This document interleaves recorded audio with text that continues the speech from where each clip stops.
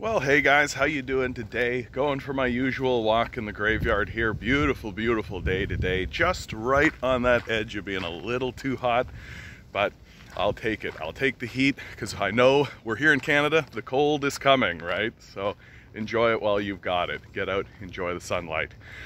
So what are we talking about today? Today we are talking about the Cuban protests that occurred in Havana recently.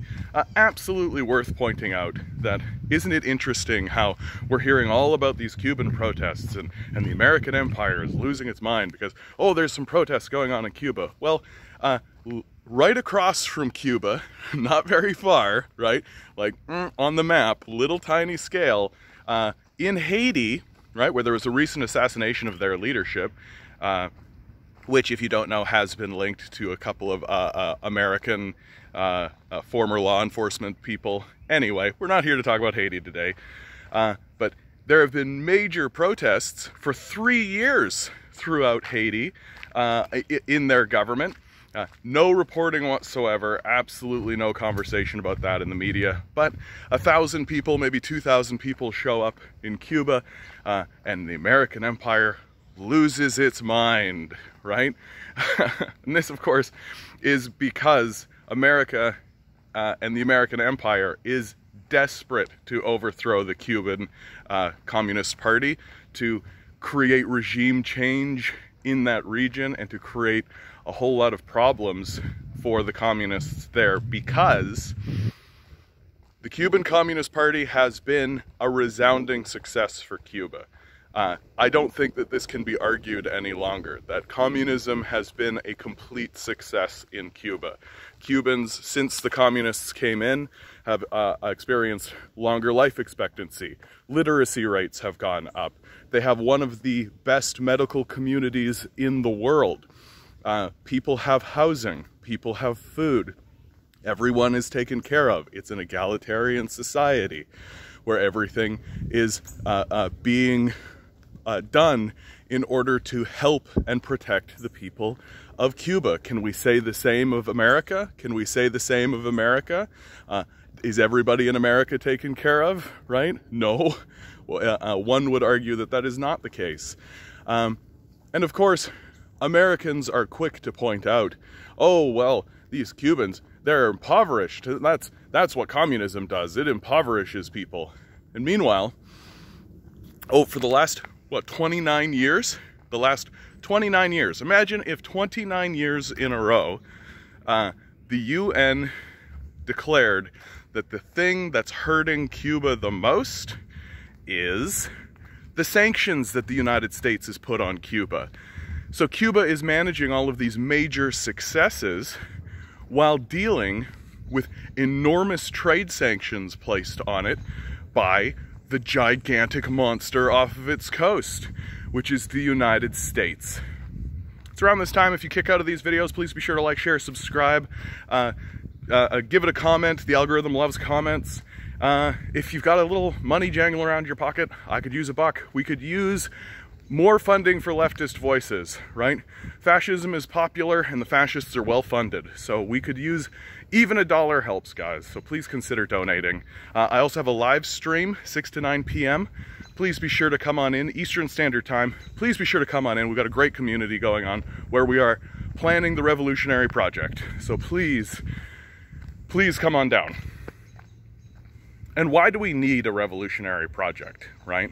Well, because places like Cuba show very clearly and cleanly that communism works, right?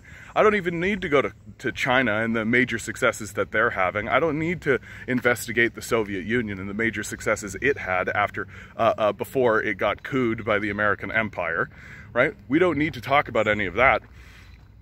We can just focus on Cuba and see how dangerous this is for the United States to allow to continue. And if it were to lift its trade embargoes, the number one thing that literally every nation has agreed is holding Cuba back, that the American empire knows that if it lifted the trade embargoes on Cuba, that communist Cuba would grow and expand, and countries like Haiti, like the Dominican Republic, perhaps even African nations, right, would look at the Cuban model and think to itself, well, hold on a second, that's really working.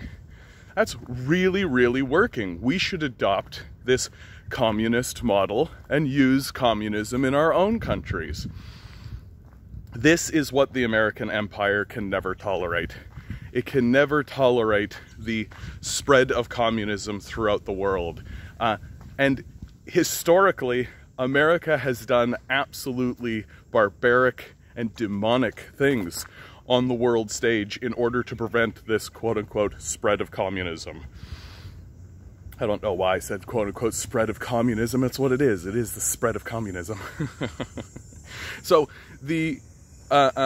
this spread of communism, you'll recall, was the reason why they destroyed Cambodia, why they destroyed Vietnam, why the Americans go around the world and absolutely level tiny defenseless nations, because these tiny defenseless nations have decided to adopt a model that not only is outside the sphere of influence of the capitalist financial markets, but is completely separate from them, and then is also superior to them. That communism helps people more than capitalism does. And you can see how obvious this is becoming with the asinine space race that we're doing here in America. That the billionaires, instead of turning around and feeding the populace, sheltering the populace, increasing literacy rates, increasing the amount of access people have to jobs, to resources, nope, they're gonna fire rockets at the moon. See which one of them can get up there the fastest. This is literally what we're spending our resources on here in the West, and it's a complete and total embarrassment that we could be doing so much better. We know that we could be doing so much better because we could be pursuing communism, right? We could be pursuing methods of increasing the amount of access people have to education, increasing the amount of transit that we have, increasing the amount of access to technology, improving the technology we have, so that instead of constantly throwing our tech into the bin every couple of years to buy more to enrich a group of sociopaths who are shooting themselves into space, instead of that, you would buy something and it would last for a long, long time. Like in Cuba, they actually still have like 1950s cars. It's so difficult to get new cars into Cuba that they still have cars from the 50s and 60s that they're driving around. And they really treasure these vehicles and they repair them and they're constantly improving them and updating them and maintaining them, making them last, right? Something that we here in the West, that's a completely foreign concept. We're completely disconnected from the idea that, hey, maybe we should build something to make it last.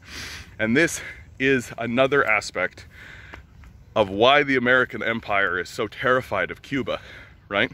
Because Cuba is showing, yeah, you can build things to last. You can build things and keep them and maintain them, right?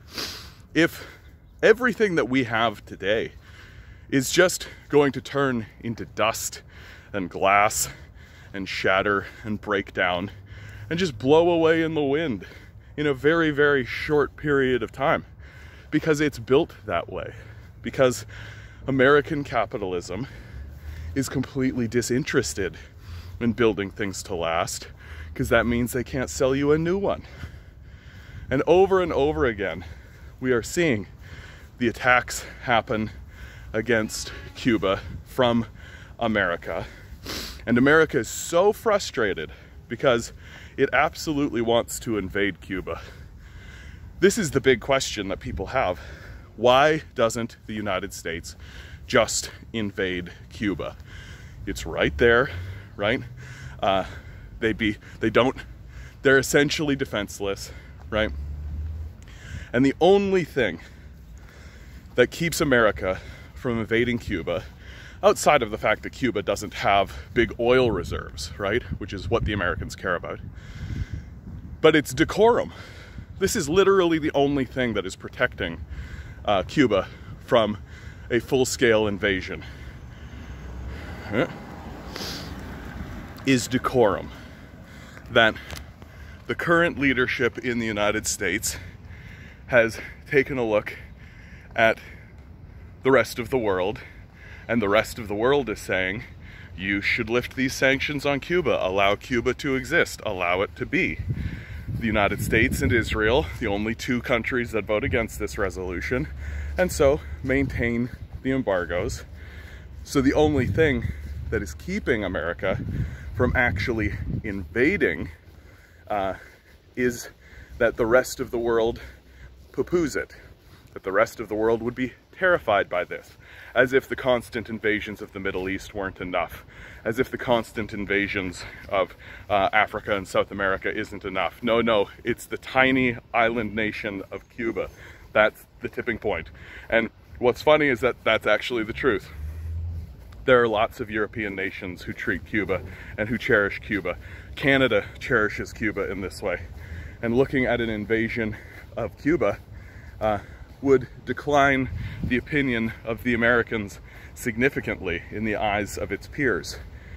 Well, since when have the Americans given a shit about its peers? Since when have they cared about what other people thought of them? And because you're looking at a color revolution, which is a CIA-sponsored coup attempt in Cuba, you can tell the Americans' plan is very straightforward. Regime change, overthrow the nation, and ultimately, eventually, there will be a leader that comes into America who simply says, oh well, screw it, and invades Cuba. That they take, you know, 10,000 soldiers and they just throw them at Havana, and they just take over and they just smash everything. And if they don't want to put boots on the ground, just drop bombs, just cover it in bombs, right? This is, unfortunately, the true reality of what's going to happen in Cuba. That as it continues to improve and as it continues to convince mainland USA that it has a superior model for how to grow and build a society, and as China begins to show that using this model is successful, as China begins to show that Marxist, communist ideas work, and that they are a benefit to the society, as well as a benefit to all of humanity. Like, China is going to have a base on the moon by 2025. China is ahead of the United States in the exploration of Mars.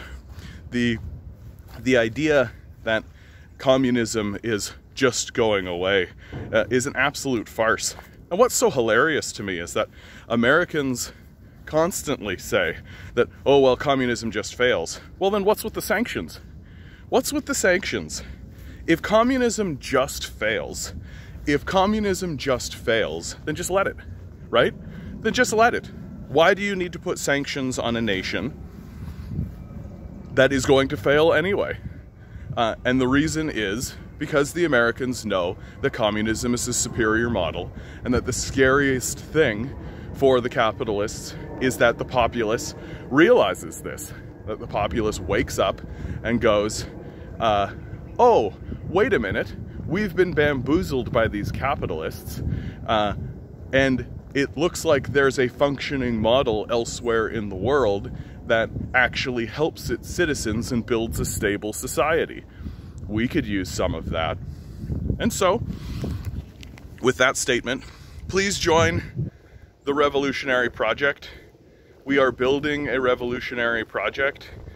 We are organizing with other organizations, Socialist Action being one of them, down in the description, in order to build a revolutionary project, because we have come to recognize that capitalism fails. It doesn't work. Always remember, under these circumstances, you're doing very well.